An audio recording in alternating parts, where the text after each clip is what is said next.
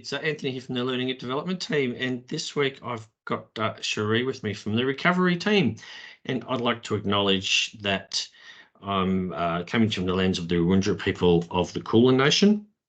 And welcome, Charee, and you're in the Wellington Shire Council. I am, Anthony. I'm Wellington's in Gippsland, and it's on Gunai country. Awesome, thanks.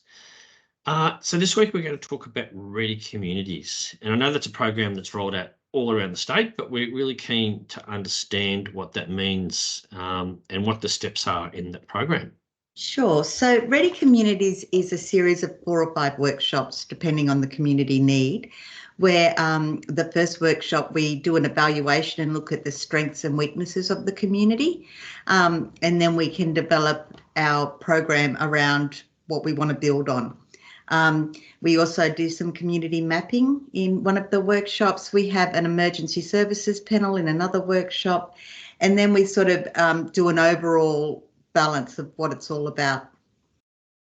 Fantastic. So when you talk about mapping, are you talking about what hazards the community has? Yeah, so it's looking at the community's infrastructure and assets and places that may be cut off, you know, in an emergency. Yeah. Fantastic. And the panel that you were talking about, and what's that made up from? It's an emergency services panel, so we'll generally have someone from the police, from the ambulance, SEF, CFA, someone from the Red Cross, a volunteer from the Red Cross is always included, and they're asked a series of questions about what they do, what their role is in an emergency, and then it's open to the community to then ask them questions. Okay, so this is about connecting the community into all these different services and really being a connection point in emergencies for community agencies and councils and everybody else. It's about connection and resilience, Anthony. Yeah. Fantastic. So it sounds like a great program, a great way to connect everybody, and particularly also in communities that have already had like major bushfires a number of years ago. Exactly. Yes. Those connections must be really important as well. So in terms of some of the other programs that you've got running down there, now trying hard not to use acronyms, Emergency Planning Advisory Service, which we all call EPAS. Yeah. Tell me about that, Charee. So a lot of the communities I'm working in have got a number of vulnerable people. So the Emergency Planning Advisory Service, or EPAS, is a partnership between the Red Cross and the CFA. And what it means for our volunteers is that they will go into a vulnerable person's house with a member from the CFA. The CFA person will look around their house and look for any hazards. It could be, you know, a tree close to the house or a gas bottle or something like that.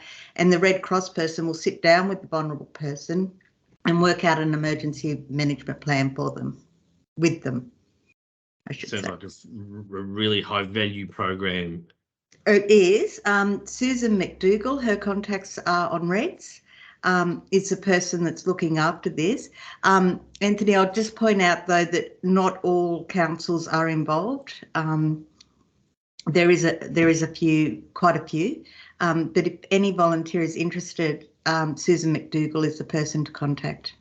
Fantastic. That's really, really good to know, because it's important to, something we're really trying to do is connect everybody together. So there's lots of work to be done in the recovery space. There's lots of opportunity there for volunteers to step in.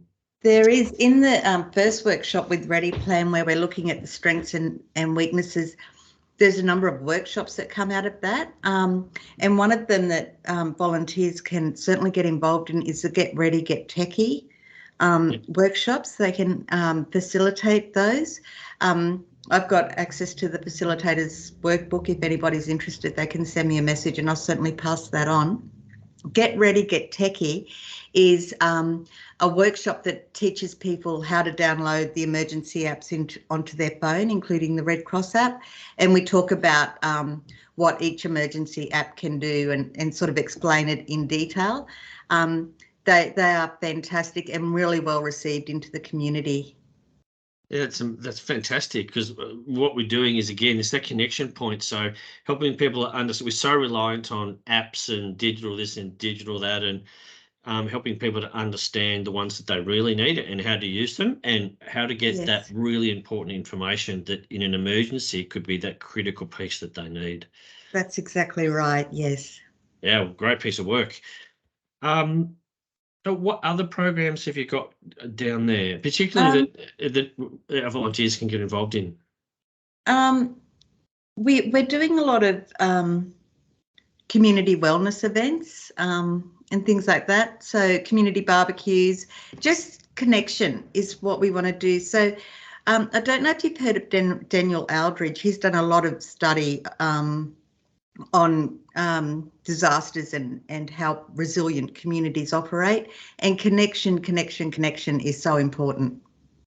Yeah, it sure is. We started this series a couple of weeks ago. We were talking about working dogs, and the thing that amazed me was I can just see all these farmers coming in and finding a connection point with their dogs would Yeah, just be remarkable, I think.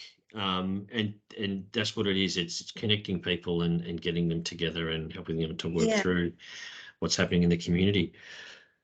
Fantastic. So how can volunteers get more involved in recovery work? Um, if there's a recovery officer in their area, certainly contact them, because we're more than happy to work with our volunteers.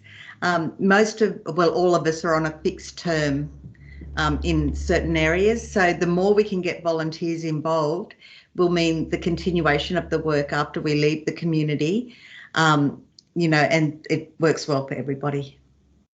Yep, and you'd be in touch with the division operations officer down there and the team conveners and sharing information and also Sure.